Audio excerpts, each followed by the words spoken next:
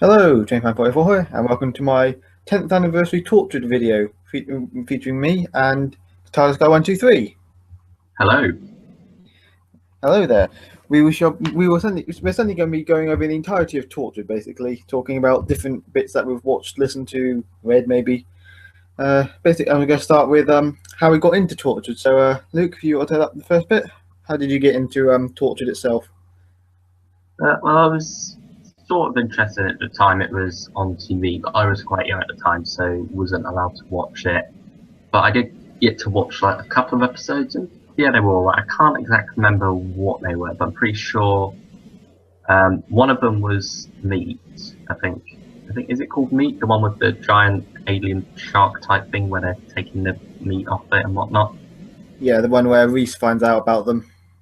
Oh yeah, that was That's me. that was one of the ones, and I think there was one from series one as well where the butterfly type creatures were coming out of their people's mouths and whatnot, and about the little girl abductions and things like that. Oh, That the was one I fairies. remember as well. Yeah, the fairies, one Yeah, of them. yeah, those are sort of like my memories of it at the time, and I never really properly got into it and watched it as a whole until when Big Finish got the license. I then started listening to some of them, and I thought I probably should go back and watch some of the TV series. So I watched Everything Changes. Thought, yeah, this is alright. Saw the next time trailer for day one. That put me right off. So I then skipped Yeah, right the way yeah. ahead to Children of Earth. I heard how good that was, and it was as good as you would expect. It's Tortured Children is incredible. That is an incredible story. One of the best New Who stories, I think. Yeah. How about you? What's your Torchwood story? Well, it went along with how I got into Doctor Who, because I got into Doctor Who in 2008 with I think it was the Fire Play or Planet of the Ood, and then I sort of like I was watching that series on air, I was sort of catching up with all the rest of the new series of Doctor Who, along with the Sarah Jane adventure. Then Torchwood was just there waiting for me, and I was given the first two series box sets, so I watched Ah, them, and then I remember. I think I watched them in order. I can't exactly remember what I thought on first watching them, but I remember when Children of Earth came on, because I watched that on first airing. My mum wouldn't let me watch it first on in case she would wait till the next day for me to watch it. So she would watch it first, and then I would watch it the next day in case so she could warn me about any gory bits or whatever. And so I watched it. And it yeah, I see. was an amazing story. I rewatched it. I think it was a few days ago, and it's still an absolutely amazing story. And then I think it was 2 years later when Miracle Day came on. I was watching that straight on live that time, like between the two parts of series six of Doctor Who, and then after that, it just sort of there wasn't any more on TV. So next I heard of it was when it I think there was a book was released in 2012, the Exodus Code, which I didn't get until I think a month or so ago, but I still haven't read it yet. And yeah, when Big Finish announced they were going to be doing the Torchwood series, I've just been buying them as they go along, and then along with the comic series, I'm getting that as well, even though only one issue so far. But yeah, it's something that it was just sort of there as I was catching up with the rest of Doctor Who, really. Yeah. So next we have general thoughts on the TV series. You want to go first? Yeah, I think I kind of covered that a bit. Obviously, I haven't watched a whole lot of the TV series, and some of it was quite a while ago. But I think it definitely was at its best, from what I could tell, during Children of Earth. That is definitely one of the most incredible things Russell T Davies has ever written. It's profound. It's just everything you'd want an adult version of Doctor Who to be. Whereas the earlier Torchwoods do sort of feel like, yeah, it's adult, but it doesn't feel mature, if you know what I mean. It's got the adult content in there, but some of it's almost written as if from the perspective of a snickering 14-year-old boy, teenager who's just laughing at all these sex jokes and whatnot. And, you know, yeah, sometimes it did have those episodes where that wasn't the case, but at the same time, it feels like they were just pushing it because they could and not because they should. Whereas Children of Earth had the right amount of adult content and used that correctly, if you know what I mean. Yeah. Yeah. But for me, I think I agree. It was at its best in Children of Earth, even though Children of Earth was actually the result of the show getting budget cut. But yeah, I do enjoy episodes from the first two seasons. I think there's an episode called Fragments, which is essentially how all the team joined Torchwood in the first place, and that is a really good episode. I think it's sort of inspired partly for where how Torchwood Victorian age audio comes from, and Uh, that is I do really like that episode. I think what was another episode? Captain Jack Harkness. That's a good episode. That sort of reveals a bit more about Captain Jack's past a little bit, and yeah, but it really was at its best in Children of Earth, whereas it's like I like how it focuses on how the human race would react if the government did really pushed us too far. And there's the scene where Andy, where all the people are just fighting the army, and then Andy joins in as well. I've watched that scene about 20 times in the last few days. Cause I just absolutely love that scene. But yeah, there's actually a few interesting things about Children of Earth. That was because it was the result of a budget cut. I remember. I think Joe Bauman said that it was actually supposed to be. He thought that it was a disgrace or something like that it had been shortened so long, but it actually worked. That it being shortened actually worked for the show properly. It was actually supposed. Yeah, and often that is the case with things like that in Doctor Who history. When there's a budget cut, sometimes it doesn't work as well, but sometimes it's sort of like those constraints allow things to be better, such as Horror of Fang Rock that had a very small budget. It just had a couple of sets in it, and that's a very strong story. And same with Children of Earth, that didn't have as much budget because of budget cuts and whatnot, and that ended up being pushed more imaginatively because of that, and it ended up being a lot better for it. I mean, it doesn't actually have that many special effects on it. It's really just that the scenes 4, 5, 6, and then it's just like models, and they don't even need to be that good at models because it's covered in smoke the whole time. Yeah, and it's also sort of like that because it's the same creature for 5 episodes rather than creating an entirely new one for the each individual episode. That probably helped to stretch out the budget a lot as well. Yeah, I mean, and the 4, 5, 6 didn't even come into it until what, episode 3 or 4. Yeah, I think episode 3, isn't it? Yeah. But yeah, it was Children of Earth was actually supposed to feature more characters as well. Originally, all 5 episodes were supposed to feature Martha Jones, and the last episode was supposed to feature Mickey Smith. Yeah, I read about that. I thought, it would have been interesting if that was the case, but because sort of like scheduling clashing, that never ended up happening, sadly. Yeah. Because that was sort of like how it was left at the end of what's it called, Stolen Earth. Yeah, no, it's not Stolen Earth, Journey's End. They set up how with Mickey and Martha walking off with Jack. Yeah, I think that would have been quite interesting to see how different it would have been if they were there. Yeah. I think it turned out fine without them. Yeah, I think one of the reasons was that Sophie Admin was signed onto another TV series and she just didn't have the time to come and film for Torchwood. And I think Noel Clarke was doing something as well. I think the reason Sophie Admin doing, I think it was Law and Order. I think it was. Doing that. Okay. Yeah, I think it was the same reason she couldn't be in. She was supposed to be in the series 2 finale of the Sarah Jane Adventures, which ended, but she was busy doing other things, so they took Freema Agyeman's character of Martha out and put the Brigadier in. Yeah, which is probably a better trade, to be honest. I mean, no disrespect to Freema Agyeman, but it's the Brigadier. Yeah, so I think it's more symbolic there.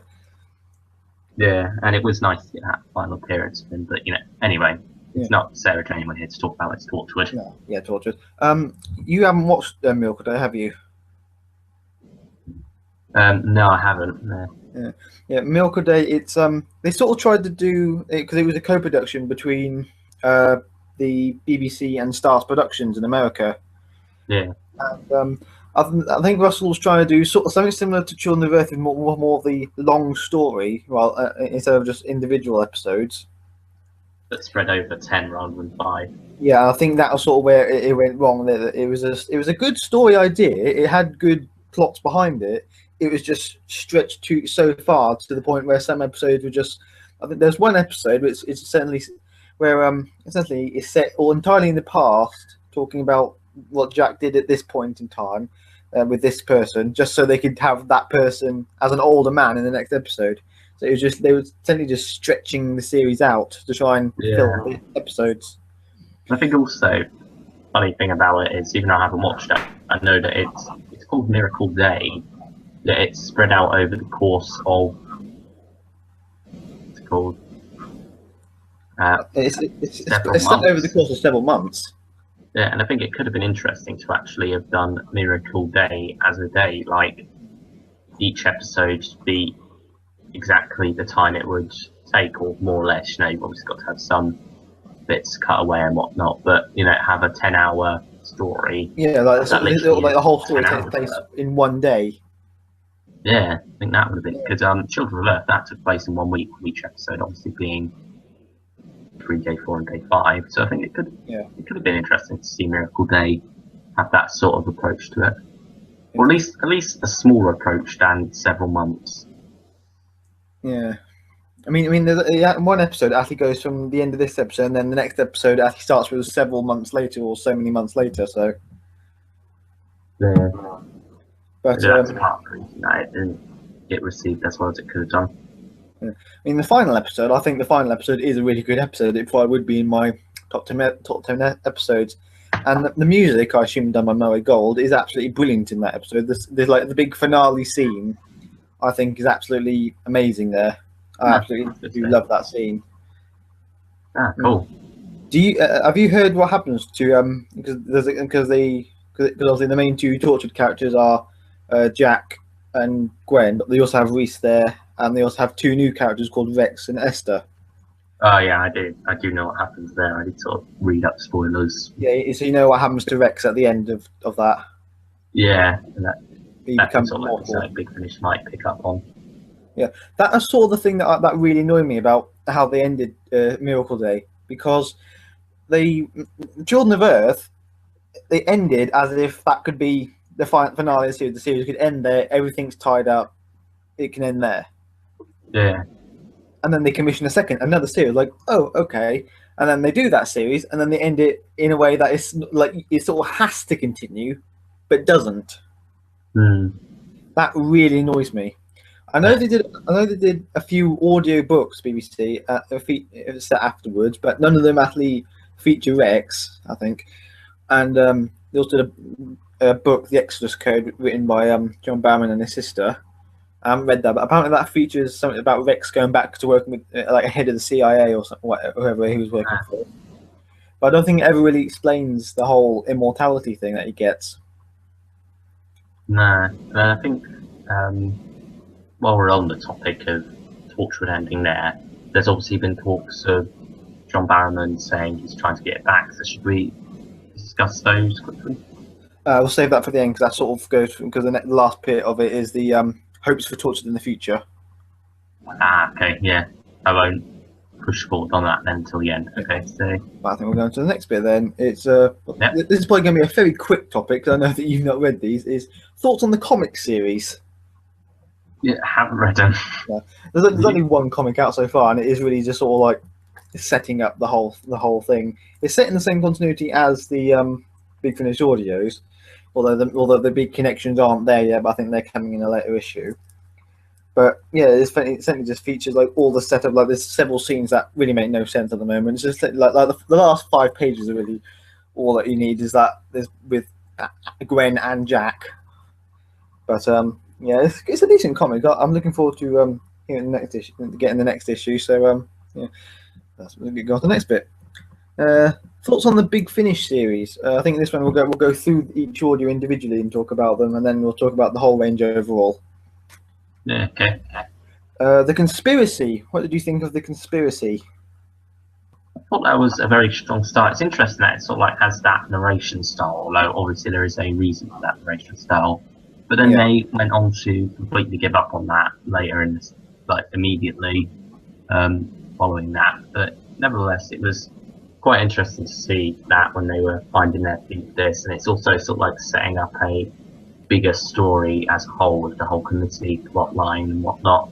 And I think it was a very enjoyable story. You know, it has all the obviously conspiracy elements going on in it. You've got Jack flying solo. You sort of like have bits which cut away to different things. They did sort of use the Torchwood theme a bit too much, like in the middle of the story, it would just randomly pop up as part of the transition, and after a while that did get a bit annoying, I remember. But, you know, overall, I did quite enjoy the conspiracy, and apparently it was originally intended to be sort of like standalone, but then they thought this community plot line would be quite interesting to continue on with, and so they've stretched it out over sort of like the Torchwood series as a whole now, which is quite interesting, I'd say. Yeah, yeah. No, I really enjoyed it because I remember when I first listened to it, I was on the way car back from Big Finish Day in September last year after buying it, and I managed to get managed to get my copy signed by several people. I think I got signed by the writer, the director, and then someone else. I have no clue who he is, but because he was just at the table. Yeah. So, but yeah, it isn't a random fan who sat down. Yeah, maybe. I think he might be like one of the producers or something. But I have no clue who he is because he can't read the handwriting on them. So, but yeah, I did think it was a really good audio, and I was quite surprised with the narration. I didn't expect it to have narration in it, and I thought as this is the first time that John Barrowman had come back as Jack since leaving the television series in Miracle Day, and I think he picked it up straight away. In my opinion, he grabbed it immediately. I think he sort of I think ever since this has come about, Torchwood, because I think it sort of left John Barrowman behind a bit, and with these now coming out and the comic as well, I think Torchwood has suddenly been sort of sprung back into his life again. Because obviously, ever since they've come out, he's been talking about Torchwood a lot more now. Yeah, because he really wasn't talking about it that much. He's sort of like, it's something that's not happening anymore, and then suddenly it's happening a lot now. Yeah, yeah, I thought the committee story in this was actually, I thought, really good. I can't remember. I can't remember if it's this audio or Uncanny Valley, but one of the characters is coming back in the archive. I know one of the characters. I think it might have been Uncanny Valley. But, yeah, I think I know what you mean. It's like that. A woman character. I can't remember what her name is. Yeah, but Mrs. Trent. Yeah, that was it. Yeah.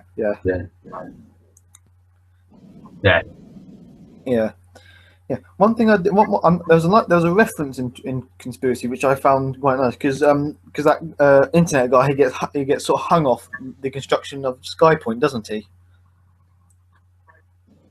And, I think that was a nice little reference because that's actually, I think Sky Point was first introduced in the Torchwood books, which I thought was a very nice reference.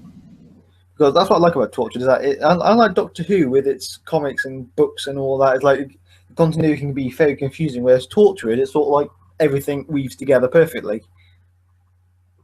Yeah, more or less. It's obviously set in one time for the most part and whatnot. So yeah, it lends itself to that a lot more. Right, let's go on to the next one. Torchwood: Fall to Earth. Fall to Earth I did enjoy quite a lot. It was quite a different type of story. A phone call and whatnot, and it's all about Yanto Jones and his character.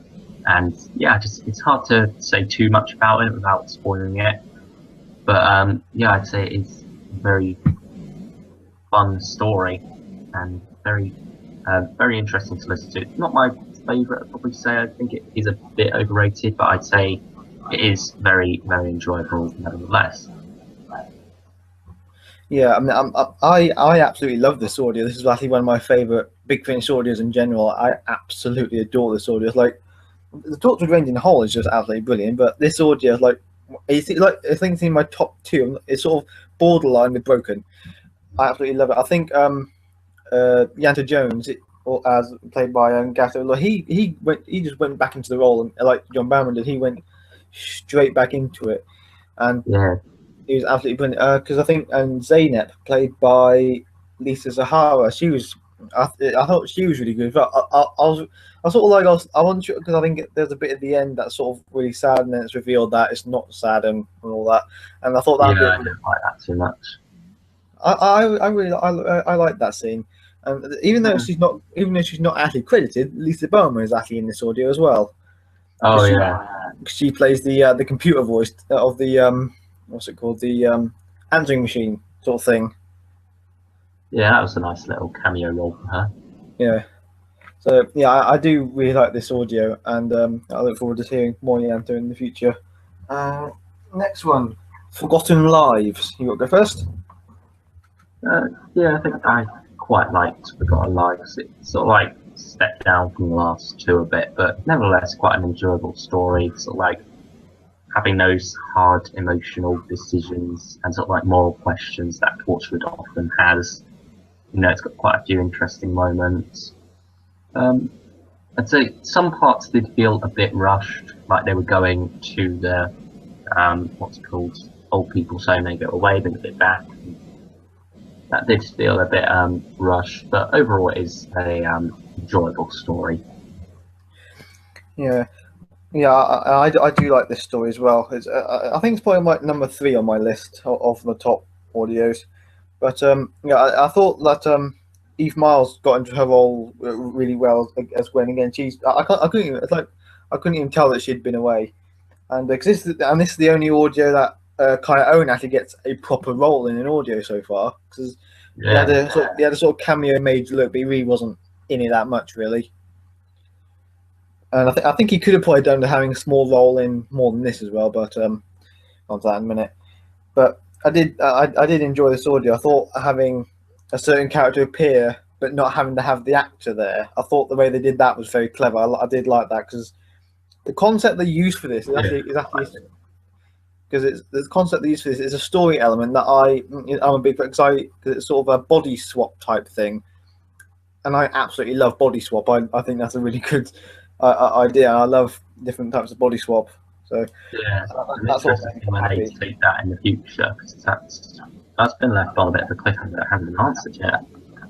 No, I'm quite curious about that. Like, I think that might tie into the comics at some point. But we've sort of got to wait for to hear more about the comics because it sort of explains because Jack sort of I think because she says that I think Gwen says that Jack is sort of away somewhere, doesn't she? And I think because he's been away for like 4 years since the miracle and all that, and Yeah, because that sort of explains why he left in book Exodus Code because I think he went off on a ship called the Ice Maiden travel with these people, and then that sort of continues on from in the comics where he's traveling on the Ice Maiden. So there's a lot of integrating things with Torchwood at the moment because the two things sort of starting to integrate quite a bit. So yeah, yeah. go on to the next one. One Rule. You can go first on that again. Uh, Entertaining enough, you know, taking this sort of like very by the books sort of like character of Yvonne Hartman and showing a different side to her. Because obviously she was only in Doctor Who. We didn't get to see that more adult Torchwood side to her, and that's very much what this story is about, and showing her being manipulative and how she got into the role where she is, and how she is ultimately doing it for the greater good. And once again, it's characters. It's like that's what Torchwood does quite well that Doctor Who can't really do sometimes, is that characters crossing that moral boundary, but ultimately for the greater good. They're more anti-heroes. Torchwood is often more about anti-heroes and whatnot, whereas Doctor Who is more about heroes. So yeah, I think that was quite an interesting take on her character, and quite fun to see her in a very different situation to the one she was in during what's it called, Doomsday and whatnot. And it's also quite interesting how it ties into Rose a bit as well, and it does sort of like follow on with that continuity also. Yeah, because I think the events of the Rose with all the Autons that about what was that 3 weeks previously, wasn't it for them? Yeah, it was something like that. But ultimately, I do feel that the ending was a bit of a disappointment. The tie-in with the committee felt forced in, because sort of like it almost feels like it was during a late bit in the writing process when they said, "Oh, we've got this committee plot line going along. Can you put that in there somehow?" And so it ended up being in there like that, and it handled really, to be honest, and it added nothing to the committee plot line overall.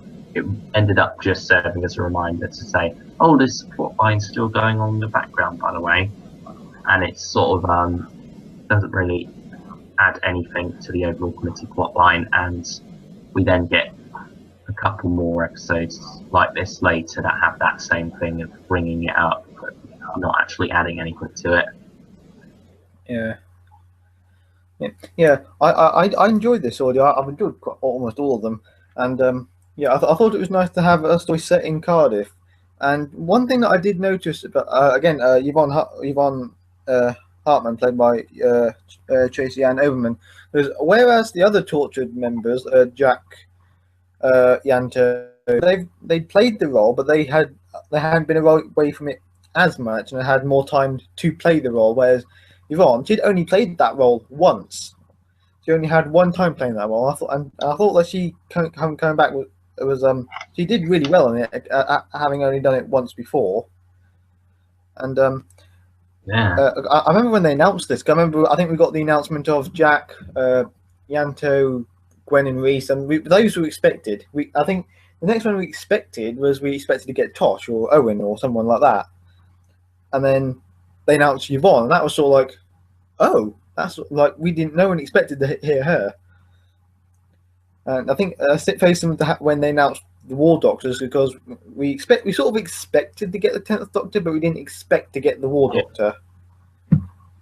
And yeah, I did like how they had a small, because I think this is set before Yanto joined as well, isn't it? Because when Yanto was still working for Torchwood 1. Because they do mention the because I think she's on the phone to someone, and she does mention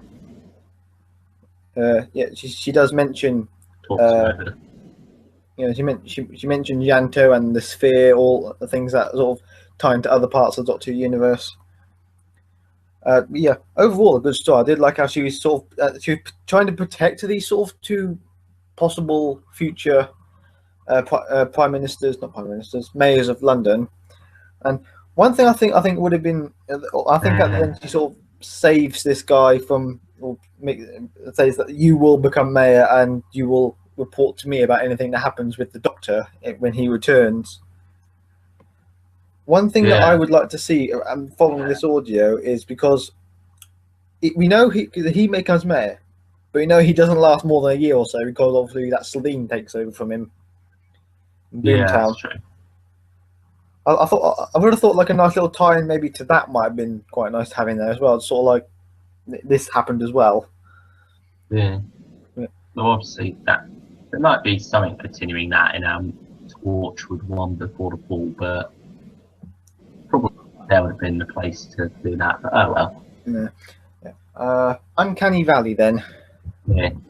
And quickly going back to one rule quickly, just one last note. I'd say it's interesting that this is sort of like when Torchwood as an audio series showed that they were doing a bit more than a TV series. So sort of like exploring other parts of not just sort of like Torchwood 3 and whatnot, and their adventures in a linear fashion. Yeah. You know, they were jumping back and forth across the timeline and telling different stories about different characters, lesser known characters who weren't really a big part or even a part of the TV series in Yvonne's case. So I think that was something quite interesting in that. Yeah. But anyway, hang on. I agree. This was sort of like the beginning of sort of them entering more of like a Torchwood expanded universe of other areas of Torchwood, because she was the first character. I think we've had one or two more characters come as the main characters in orders that never really have a chance to shine in the series, did they? Yeah, that's true. Yeah. Anyway, on to Uncanny Valley. Yeah, Uncanny Valley.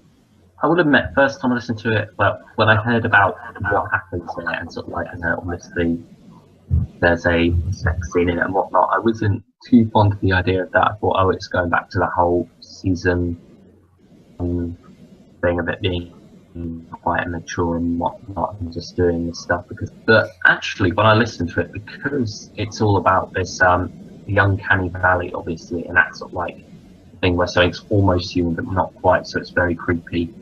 That almost adds to the creepiness of it. It does end up being quite emotionally sensitive and different character. I can't go too in detail about this. I probably spoiled a bit too much already. I think so. I've reacted a bit to that whole side of it, and it was actually more mature than I gave it credit for at the time. And I think it, in the end, is something quite interesting, to be honest. And it done it right, I'd say. that sort of side of things. It done that side of Torchwood justice, in my opinion. Yeah, And very enjoyable as well.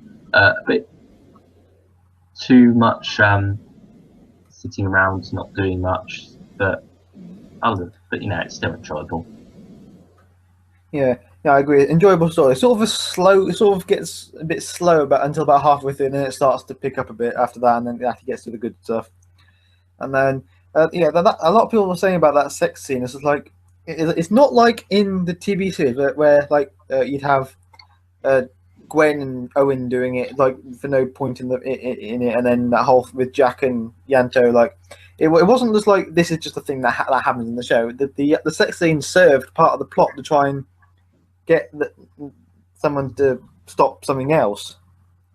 It was actually written into the plot. It wasn't actually just there because like, oh, Jack can do this, and he's going to do it. Just he actually it actually had a purpose to it.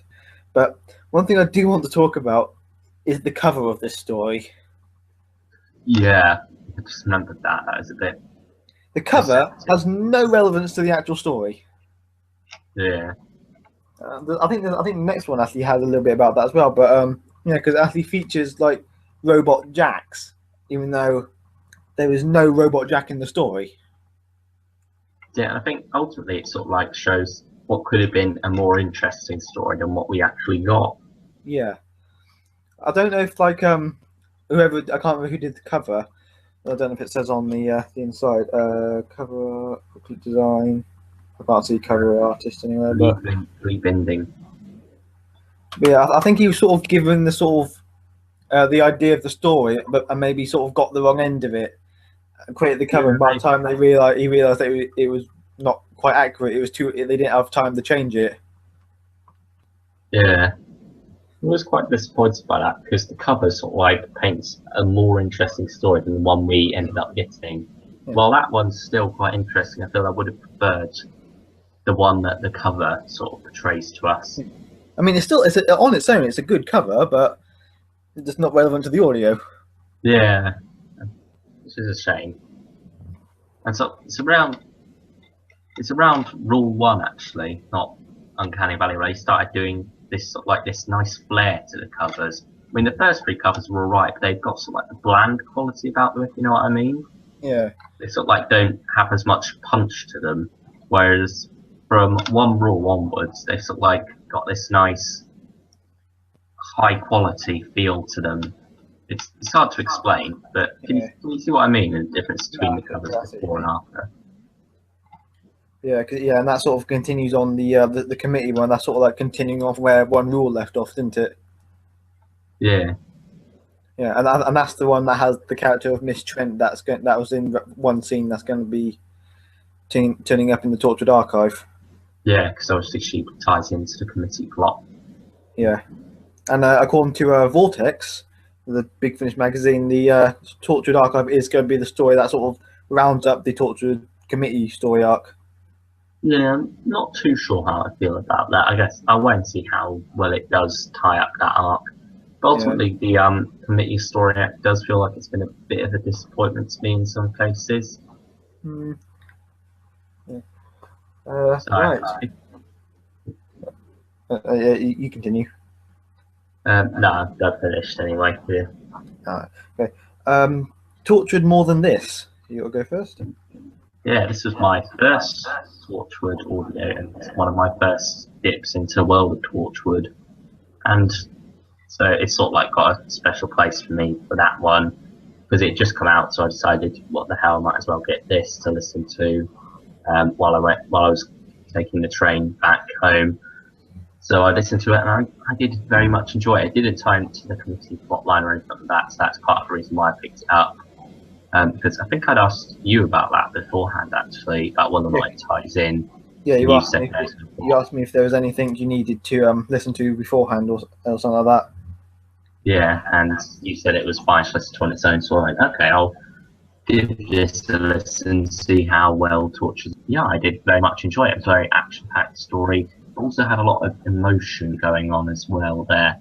And, you know, it's got a lot of different things going on, and ultimately Andy's presence here sort of was a bit odd, really. He just sort of like popped up every once in a while to say hello, and that was it, really.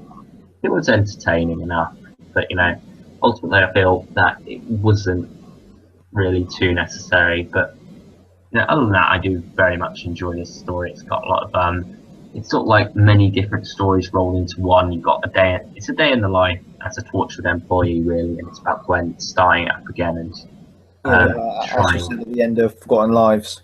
Yeah, and I think it's interesting seeing it because obviously Torchwood everything changes, but sort of like told from Gwen's point of view and her seeing the world of Torchwood for the first time, and it's like interacting with Jack and whatnot, and he was sort of like serving as that mentor figure. But then here in More Than This, she's serving as the mentor figure. She's now risen up to that rank. It's sort of like mirrors everything changes a bit. Where you've got this new character, the councilman, who I'm just looking at the name of, Roger Pugh. He sort of like serves as that role and whatnot, as he interacts with her, and that's quite an entertaining dynamic as well. It's nice to sort of like show that progression in Gwen's character there, so I quite like that also. And yeah, More Than This, I do really like it. It's not the best. It does sort of go on a bit too long because you've got all these little stories, and after a while they sort of begin to lose their charm, and it does begin to suffer a bit from not having one singular focus. But nevertheless, it is a very enjoyable story, I'd say. Yeah, I agree. It is an enjoyable story. I do have a few problems with it, but Gwen coming back in again, I thought she did a brilliant job as well. Just being the mentor now, because when she was everything changed, she was the newbie. She didn't really know what she was doing, and if you've not seen day one, and where she actually messed up and everything sort of went wrong for her. Now she's like the head of Torchwood now, and she's now trying to show this guy why the world needs Torchwood. But yeah, with PC Andy, I think the problem with what they did here is that it's not really what he was in the audio, but in like behind the scenes sort of stuff, because when they announced this audio, they announced the cover and the cast, but at the time they did not announce PC Andy. They announced him later on, and I think they shouldn't have. I think they should have just left PC Andy off the original all the announcements and just left it as a surprise to those who listened to it. I think that would have been a much better way. And actually thinking about PC Andy, because PC Andy and Gwen actually do have one-liner cameos in One Rule as well. Because I think there's a scene, there's a barroom brawl in that audio, and then they. Oh yeah, I know what you mean. Because they turn up as part of the police force. Yeah. I didn't notice that with that cameo at first. I only found out when I looked it up when I was looking up the audio later on. But yeah. Also, I also want to talk about the cover of More Than This as well, because More Than This is that it's an absolutely amazing cover. My favourite cover of the Torchwood series, but it features Gwen standing in what looks like the ruins of the original Torchwood base, but yet she never goes there. I think I can sort of forgive this cover though, because it's more symbolic about her building up a new Torchwood base and whatnot and all that. And it's a cool cover, so I can forget that. It's not sort of like deceptive in that sense. No, it's not like inaccurate in the same way as Uncanny Valley. Yeah, because it doesn't sort of like suggest a story aspect that's not there at all. And this one does very much tie into the story a lot more, even though it's not actually part of the story. Yeah. It sort of like still represents some symbolic meaning in the story. Yeah, but overall, I also another thing that sort of does bug me about this is that it's supposed to be the series finale of the first series of the Torchwood series, and every audio since had before this one had featured some connection to the committee. They all had in some way, but this one didn't. I was expecting this audio to be the one that sort of has a big point of the committee and just sort of takes it on a new turn. That might bring it into series 2, but it didn't. It literally had no connection to the committee at all. And But again, it's a good story. I do like how because it's sort of showing how Gwen's sort of saying about how the Rift has become more active again after it, because the Rift was previously closed in when the BBC radio plays. Jack found a way to close the Rift, and now it's sort of becoming open again.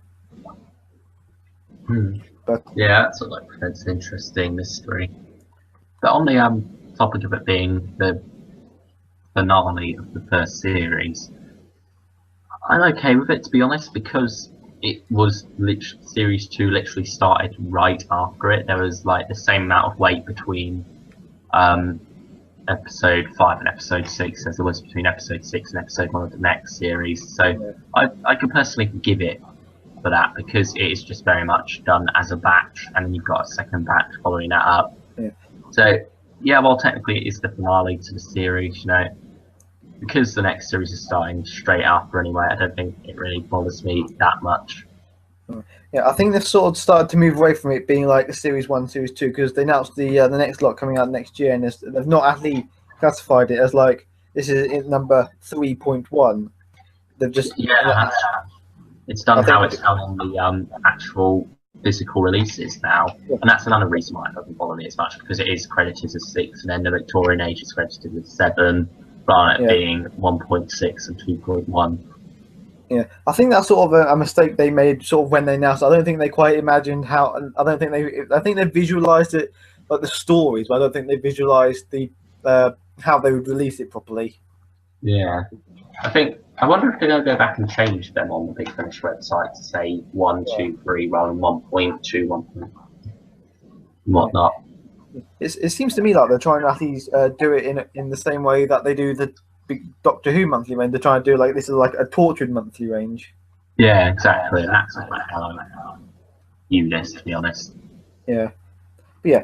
Overall, more than this, I did think it was a good audio. Not my favorite audio, but still a pretty decent audio.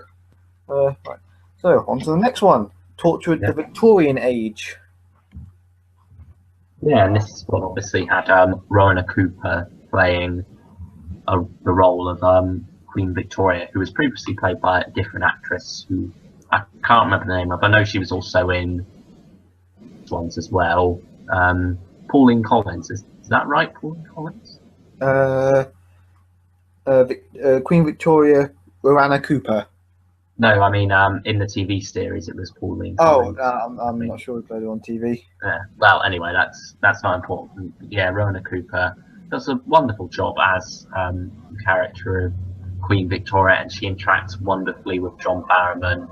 And you know, obviously, she was the one who set up Torchwood in the first place. So it's nice to see that go back to its roots in a way in this story, and just have sort of like some Victorian era fun. Really, it's a very fun story. It's like action packed. You've got the whole chase thing and whatnot. Yeah. And I apologise for that train going in the background if you can hear that. There's nothing I can do about that. But anyway, back to what I was saying. Yeah, the Victorian Age is very much another fun story in the adventure sort of sense. You know, you've got a buddy cop movie in a way with Jack and Queen Victoria, really, and you've got a generic monster there that has some interesting stuff, and you've got some moral issues brought up. Ultimately, it is just fun. Yeah, because this is actually, even though it features one of the main characters from the original Torchwood series, it is like a bit more of a sidestep in Torchwood, isn't it? Of how it's done. It's obviously a different era. Because it's like a different era, different location. It's not sort of a flashback like Fragments was. It's just a full story from start to finish set in Victorian times. Yeah, with Rowena Cooper as Queen Victoria, because it's played by a different person than it was on telly. But one thing that sort of is a little bit confusing is that in Jacob and Lightfoot, there's actually Queen Victoria actually appears in that, again played by a completely different actor. Yeah. Which like, and then Rowena Cooper eventually in Jacob and Lightfoot as a different character.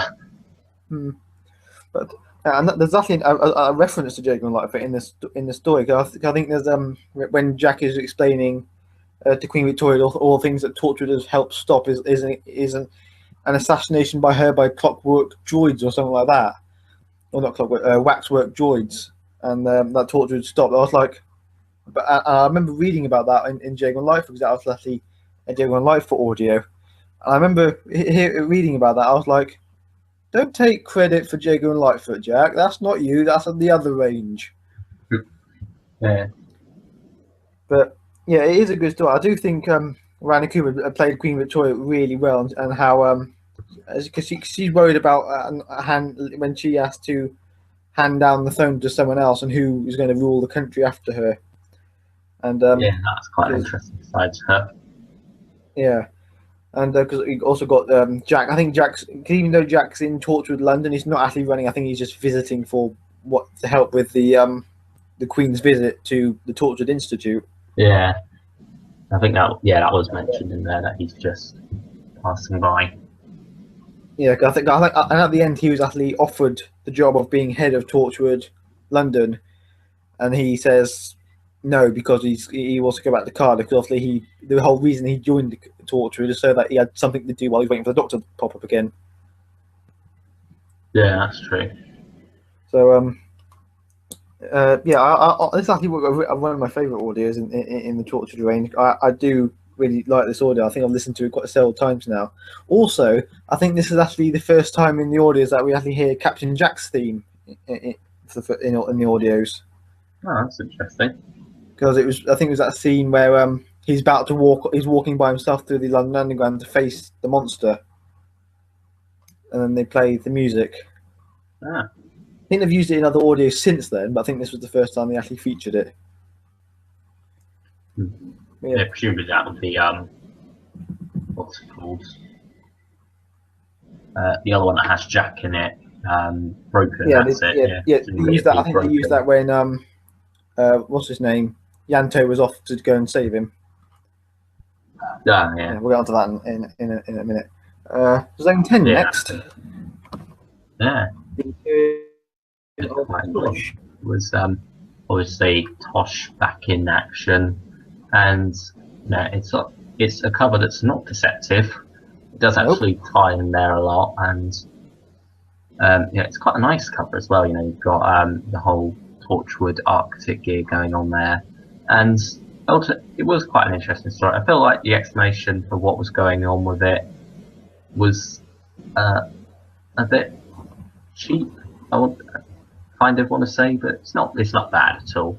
It's a very enjoyable story, and it sort of like ties back into the committee plotline a lot, and we get a lot more there going on about what the committee are, what they've been up to, and some big reveals about the committee in this one, Zone 10. So I'd say it's definitely a good story in that sense. Yeah, I do really like this audio. This is the one name that I always have trouble pronouncing in the cast. Nyoko Mori, is that how you pronounce it? I'm not sure. I think it's Nyoko Mori. Yeah, something like that. She's got it's like not a normal English name, so that's what I'll pronounce. But she stepped into the role of Tosh really well again, because obviously she had left a lot sooner before Yanto, Jack, and Gwen had left. So I thought she played into quite well. Again, another reference that sort of got there, because obviously she's, even though it's a Torchwood audio, she's not actually with Torchwood. She's with the KVI, the Russian equivalent of Torchwood. And I thought that's something quite interesting as well, because obviously the KVI was another thing that originated in the books. So I like that as well. And also, I think there's actually because a little bit of a detour from the Torchwood bit, because there was originally supposed to be an episode of the Sarah Jane Adventures called, well, I can't remember what it's called, but it was going to feature Rani's parents being kidnapped by the Russian equivalent of Torchwood. We've seen the KVI into the TV series, and maybe sort of Sarah Jane connection with Torchwood as well, maybe. But yeah, that was interesting. Yeah, it's a shame we never got to see that. But yeah, this is actually this ties into committee quite a lot. This is sort of the audio that I was sort of expecting to get at the end of series 1, that sort of takes the committee storyline and throws it into a different direction with the reveal of it. And yeah, I do like this audio. It is a pretty decent audio. Can't really think of anything else to say with that one. Now, Ghost Mission. Yeah, this is one of my favourites, to be honest. Yeah, I didn't really know much about PC Andy before going into this one. He showed up in what's it called? The Major, no, not Major Look. Oh, good lord, I'm rubbish with these names for some reason. More Than This, that's it. Yeah, he showed up in there. That was my only prior experience with him, really. And I didn't, because he was sort of intruding on that story and didn't have much of a presence. I wasn't that fond of his character there. But when it came to Ghost Mission, he took on the lead role, obviously, and he was wonderful in it. And he had this great interaction with Norton Folgate. They worked very well together, and obviously Norton Folgate was a ghost and his torture assessor and whatnot. And when I first he said he was a tortured assessor. Yeah, and when we first heard about that, I was a bit like, "What? That's a bit odd, just bringing in torture assessor all the way back from the past to do that." But it ends up having something else going on there, which was quite interesting as well. And that sort of has this ties to the committee plotline as well, where things start to build up a bit more. And I wasn't really expecting that from this story, but it ends up being that, which was very fun indeed. And you got these different things going on, and ultimately it's just a very, very fun story, and that's why I love it so much. There is like one line that really gets me for some reason, where sort of like they're in the this big incident going on, they're in the middle of a crowd, PC Andy's trying to calm everyone, saying the police will be here soon to take care of it, and then everyone's like, but what about Torchwood? And it's this really cheesy moment that I don't like at all. But other than that, it is a brilliant story, possibly my favourite or second favourite from the Torchwood range, but I do love it a lot. I love Norton Folgate. He is a brilliant character. I'm glad he is coming back for a couple of times. So I'm back in the archive and Outbreak. Yeah, I'm very much looking forward to those. Not just because of that, but I'm looking to those even more now because of his presence in them. And that should be quite interesting to see where his character goes and whatnot. And ultimately, it is just a very fun story with some interesting revelations going on. Yeah, it is a really good audio. This, and Tom Price got into the role. Again, they all got into the role really well. And Norton Folger, he's absolutely brilliant. I thought, again, I agree with what you mean about the that Where's Torchwood. That was a bit like a I know Torchwood sort of become a bit of a more pop, like it's more well known in the universe now, but it's like it doesn't really work when everyone just shouts "Where's Torchwood?" Like everyone's immediate response to a disaster is "Where's Torchwood?" So maybe that's about it in a future audio or what, I don't know, but yeah, I thought there was some really good scenes with not Yanto, PC Andy. Well, actually, it's not PC Andy. There's actually Sergeant Andy. Oh yeah. Because I think there was something about because he got a promotion after the 456 incident, so that by the police force to try and sort of keep him quiet about what happened in that. Because he was a sergeant in Miracle Day. Yeah. But it is he and the relationship between him and Norton Folger. I love that. I like this. I think there's a scene where Andy's stuck in this thing, and Norton says I can't help you. I can't touch anything. Then suddenly he did, and then he says, I do have good news. And then suddenly he just sticks his head through the door because he can just walk through walls. I thought I think that's a really funny scene. Yeah, I love things like that, and it's sort of something that makes Norton a very fun character to listen to. Yeah, I do I think this is the first time that Andy has actually had a story for him, because he's only saw a character just sort of popped up here and there for a scene or two in the real series. I think the only episode he actually in the original run he actually had a proper role in. I can't remember what the episode was. It was I can't remember what it's called. But basically, he's trying to get Gwen to investigate this thing, and he's sort of this sort of ties into that a bit more because he's asking Gwen if he can join Torchwood, if she can give him a reference or something like that, and she's sort of very about it. So this sort of ties into that a little bit how he wants to, how he wants to join Torchwood. But Yeah. yeah, it is a very good audio. I do really like it. I haven't listened to it for a while. I have to give this another listen soon. The next one, Moving Target. Now, you've not listened to this one, have you? No, I haven't yet. I've got it. I just can't find the motivation to listen to it. Yeah, this one is sort of like this. Probably the first audio that I got that I sort of went, yeah, I'm not that keen on this audio. Which, to be fair, it's like out of the audios, like there's going to be a flop here and there. It's like in any range, you can't go through the whole thing without having one audio go down. But yeah, that's fair enough. Yeah, but in Dear with Armor, I thought she played her character well. The only problem was that it's like another two-hander, like the Fall to Earth one. Well, sort of more of a three-part with this other character, sort of robot thing coming here and there.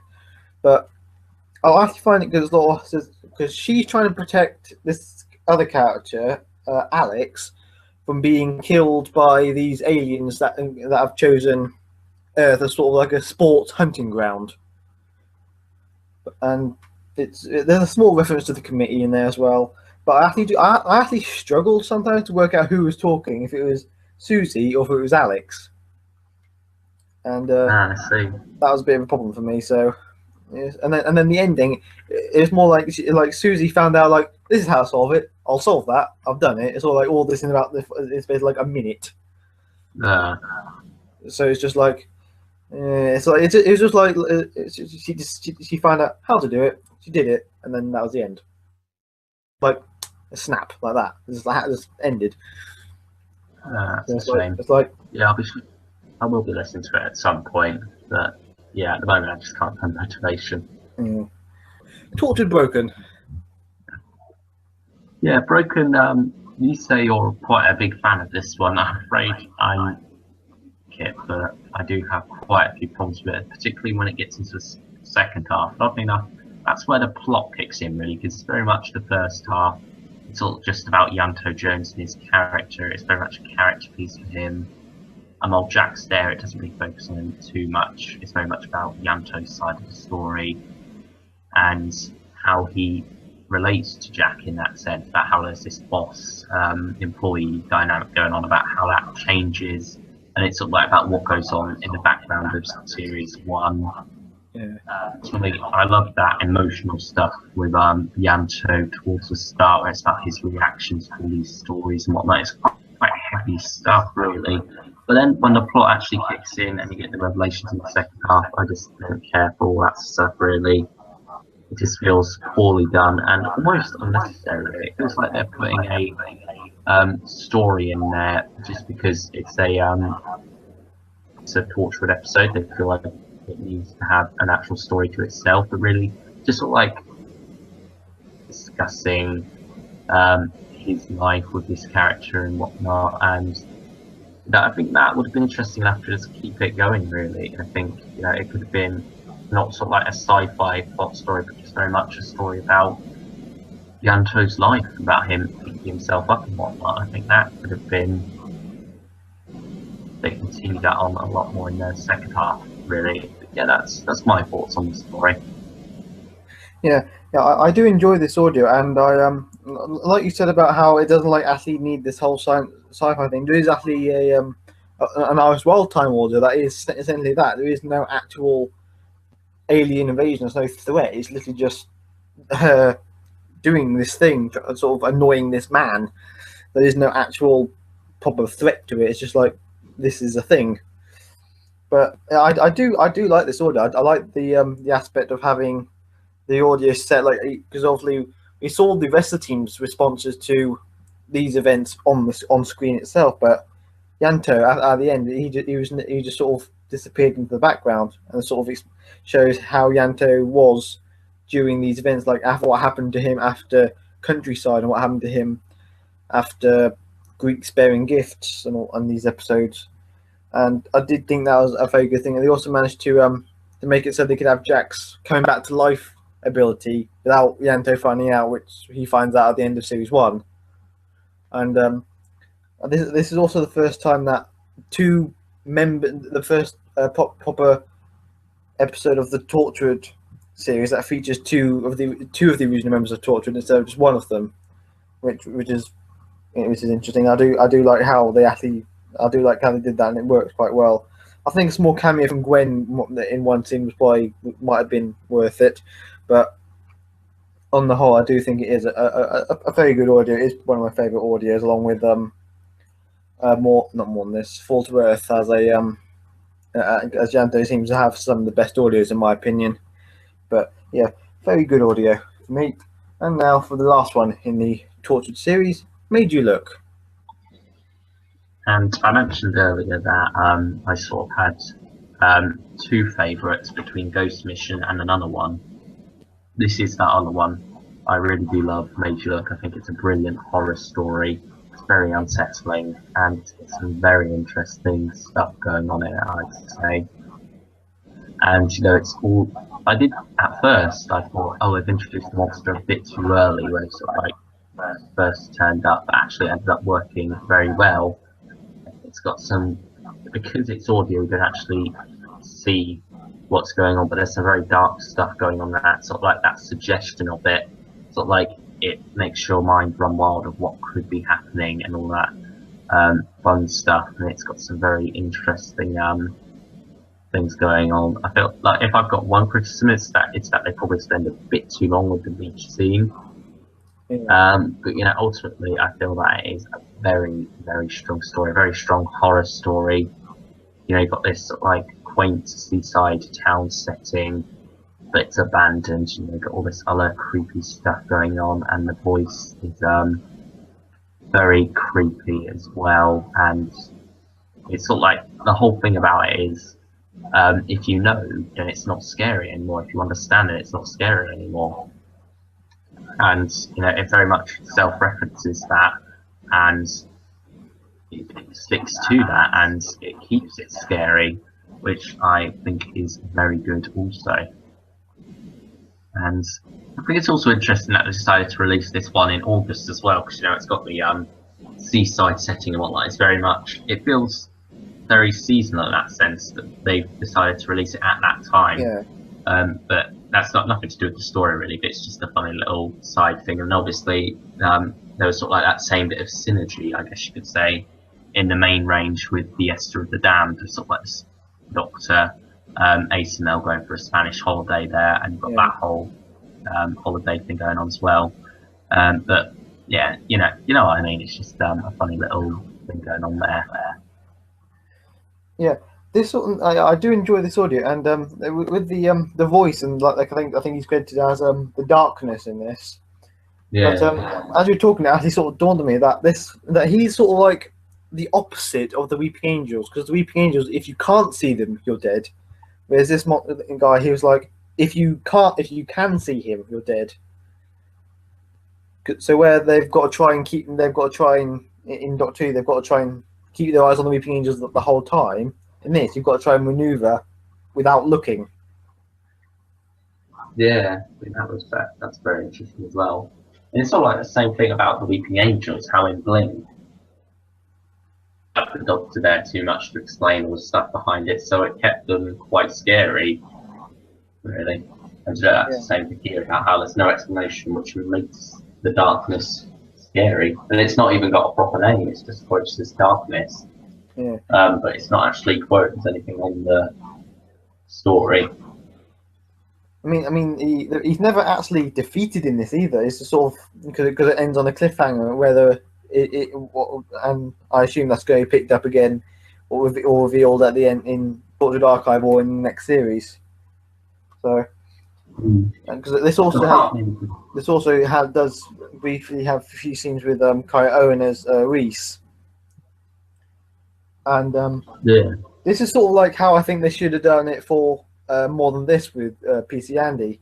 because I don't think they announced Kai Owen being in this audio before the release. No, they didn't. It's not on the page at all here. Major look. Yeah, it is on the back of the CD because they have the cast, and then it says featuring Kai Owen at the bottom. And that was a bit of a spoiler one. If anyone So got the CD, I like how he's there, and I think he's actually. And I'll go into that on that point in a minute. But yeah, overall, I do think it is a really good audio, and I do hope that they continue this particular story in the next series. I don't know, to be honest. I think it works quite well as it is, really. I feel that because there's that whole thing about if you know, then it's not scary anymore. That's the whole point of this story. That's sort of like the whole message behind it. I feel if they were to continue on with it, because it's sort of like ended on a sort of cliffhanger, it depends whether you want to view it as that or not. But it's sort of like left a bit ambiguous. So I feel that to answer those questions would defeat the point of the story and make it less scary. You know what I mean? Yeah. Yeah. But we'll have to wait and see what we finish doing on that front. Yeah. Right, on to the final part of this video. That is hopes for Torchwood in the future. Now, for this, we're sort of going to we're probably not going to talk that much about the archive outbreak or before the fall, because we sort of know the information about them. It's more the hopes for, for returning in the TV series, as you said earlier, and the hopes for the next series of Torchwood and possible beyond that. So yeah, because we got 2 titles announced. Yeah, but we really don't know that much about them, really. Yeah, one's starring Nerys Hughes as Reese's mum, isn't it? Yeah. So I wonder if I'm not sure whether that one's going to feature Reese or not, because when I first heard about it, I thought, yeah, that must feature Reese then. But the cast has only got Nerys Hughes and Brenda Williams credited. It's got nothing. I think he is in it because I think when it was first, because even though it was first when it was first revealed on the website, it actually had already been talked about in the podcast when they were doing an interview with Kai Owen. He'd been recording that audio that day. Ah, I see. So, yeah. Assume he's going to be in it. There's also in that though. Yeah. So what hopes do you have for perhaps new characters that we haven't seen in the audio coming in for the next series? Yeah, I'd very much like to see a Mickey and what's it called, Martha story. I think that'd be quite interesting to see. Yeah. Because they are part of, because even though they're more part of two, they are part. Well, Martha definitely is part of Torchwood. She is part of that universe. And Mickey would fit quite well into that also, I feel.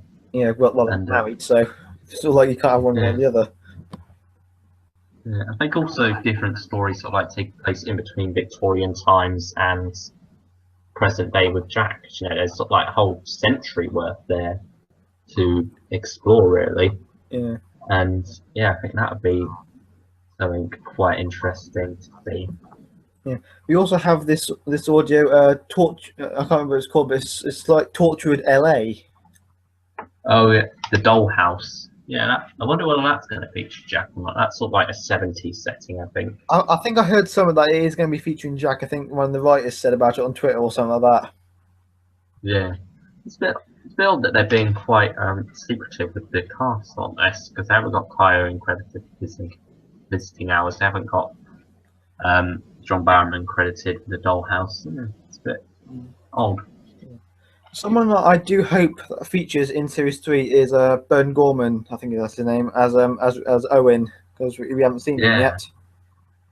Yeah, I think it's because he's got his own series over in the States and whatnot, and he's quite busy working on that. But yeah, I think it would be nice to see him make an appearance here.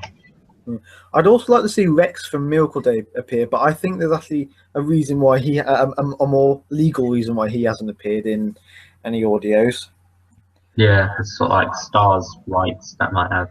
Yeah, the same reason why we can't have Grace Holloway from the TV movie. Yeah.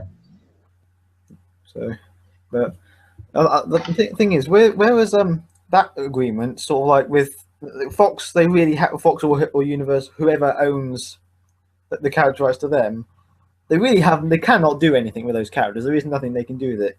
Whereas I think with the Yeah, Rex, there is actually they could actually do something with him separate from Torchwood if they wanted to. that I would, but you know, Yeah.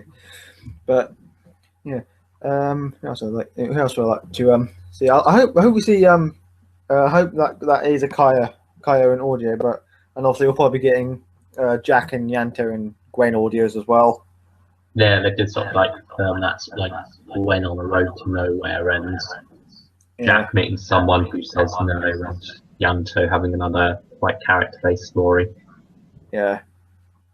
Uh, go on to the TV series. Like, do you think Tortured will return as a TV series? I'd quite like it to be honest. I think my hopes for it would be Netflix as sort of like a Yes. joint BBC Netflix production. I think that could work quite well because looking at things like Jessica Jones and Daredevil and whatnot, they're quite adult takes on something that has been quite family friendly, and they've been While we're here, doing I want very to say well. that those series are absolutely brilliant. Yeah, and sort of like thinking the same mentality applied to them would work very well for Torchwood, and that's why I'm hoping sort of like a Netflix thing to go on there. I think that would work Mm. very well as well. I think the only thing if it was to go on Netflix, then they would and then have the whole the character thing that like the whole character rights issues again. That would be the only problem with that. Yeah, maybe, but they could probably work a way around that and whatnot. Mm. But But and I think also sort of like a return to Cardiff and whatnot as well. So like keeping it in the UK and have them build up a new team rather than have it just be Jack and Gwen on the run and whatnot. It should properly be sort of like a new Torture team being built up, you know, and yeah, maybe get Martha and Mickey in there as well, depending on what Freema and Noel Clark are up to these days. yeah. You know, that would be quite interesting to see. And I wonder what John Barrowman would be like because obviously he's part of Arrow, and Legends of Tomorrow, and whatnot.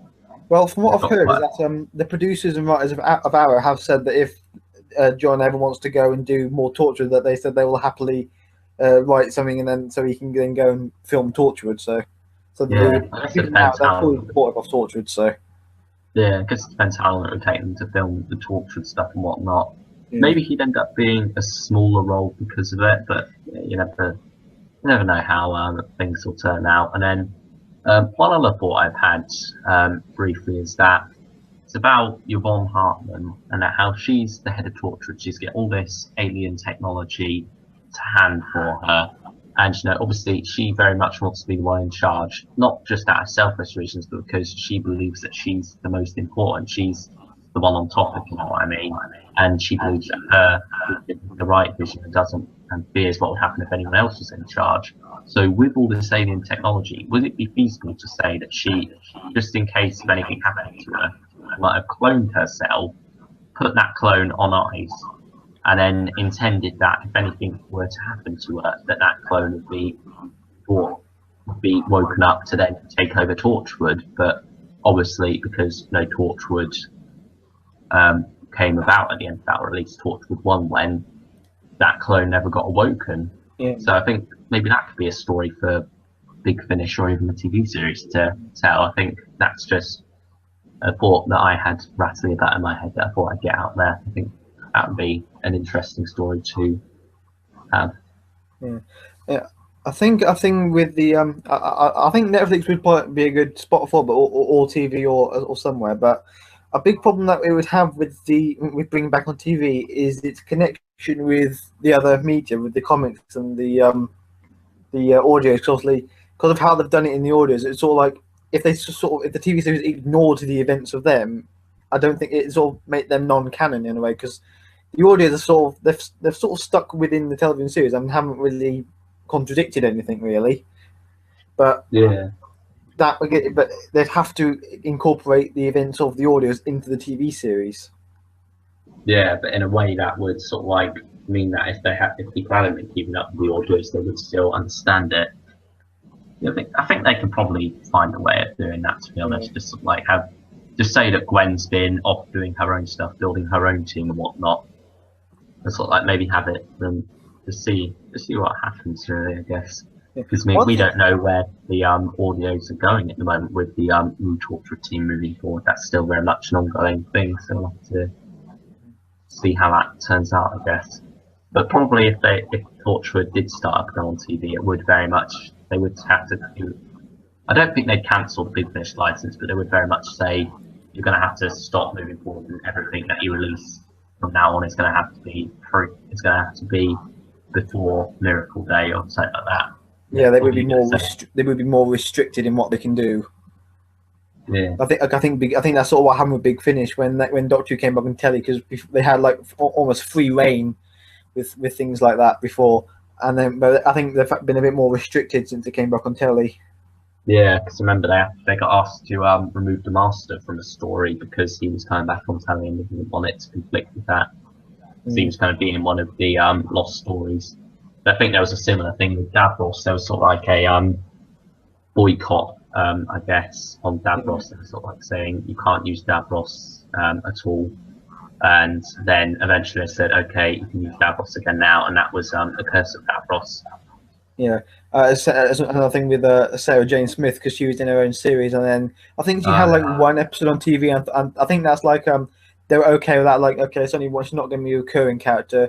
You can still use her, but then they announced that she was going to have her own series, and Big Finish just lost the ability to use her character. But although they did then get permission again to use her with Tom Baker, but they never got the chance to do that. Yeah, which is rather a shame, to be honest. Yeah, it would have been nice to have at least one series of them two together. And then they were going to do a Brigadier series as well, but anyway, Torchwood.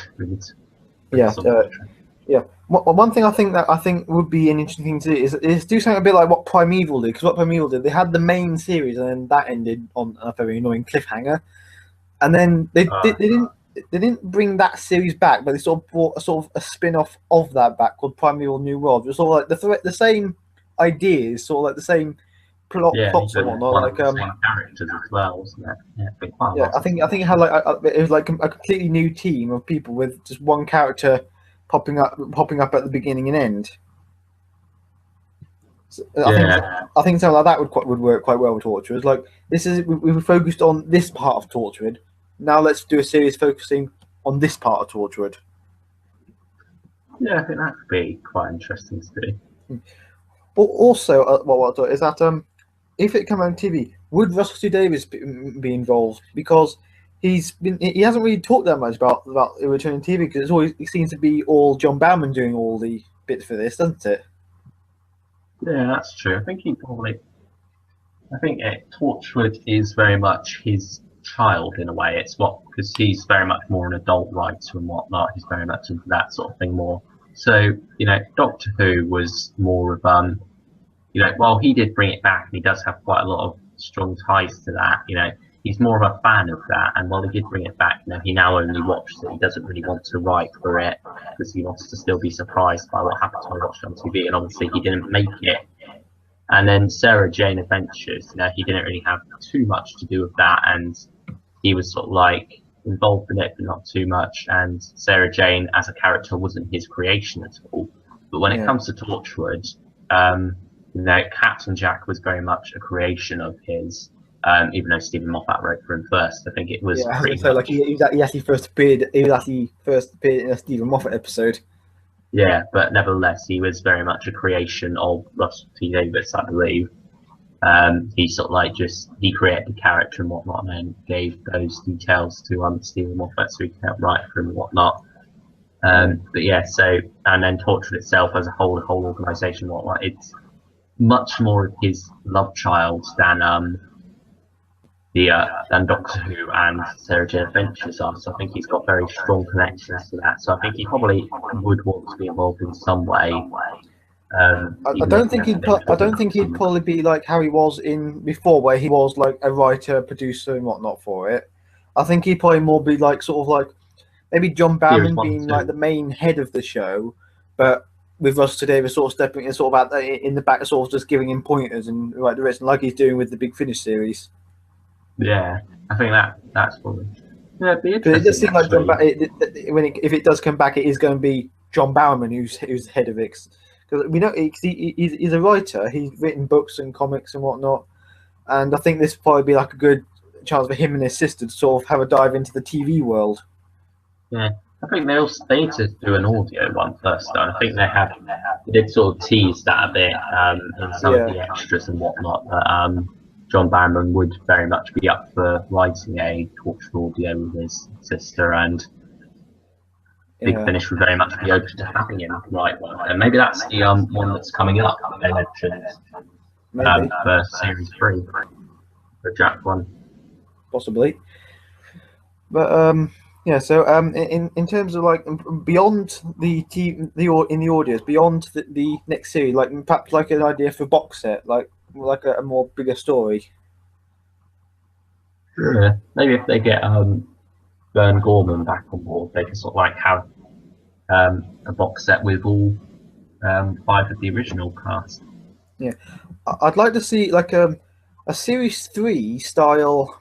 No, so yeah, series 3 John the Verse sort of style big epic, like what they're going to be doing with Outbreak, but featuring Yeah, the original series 1 and 2 cast. yeah, that'd be quite cool. Or they could just do like what series 1 and 2 were, just like box set of 4 stories, just like a Monster of the Week style.